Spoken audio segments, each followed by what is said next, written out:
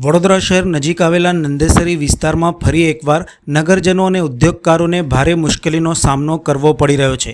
ગંભીરા બ્રિજની તાજેતરની દુર્ઘટના બાદ સુરક્ષા કારણોસર નંદેસરી મિની નદી પરનો જૂનો બ્રિજ તાત્કાલિક અસરથી બંધ કરી દેવાયો છે।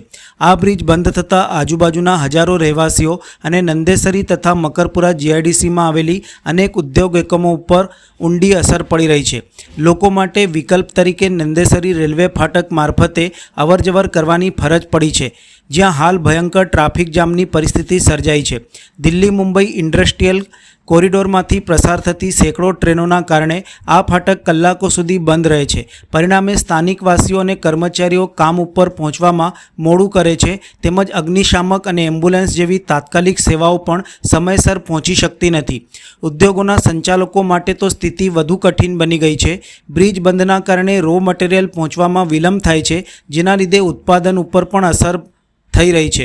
હવે સ્થાનિક લોકો અને ઉદ્યોગકારો નંદેસરીમાં આવેલા આ જર્જરિત બ્રિજને તોડી તેના સ્થાને નવીન અને મજબૂત બ્રિજ તથા ઓવરબ્રિજના નિર્માણ કરવામાં આવે તેવી માંગણી કરી રહ્યા છે। આ અંગે તંત્રએ તાત્કાલિક ધ્યાન આપી સમાધાન લાવશે એવી લોકોએ અપેક્ષા પણ વ્યક્ત કરી છે।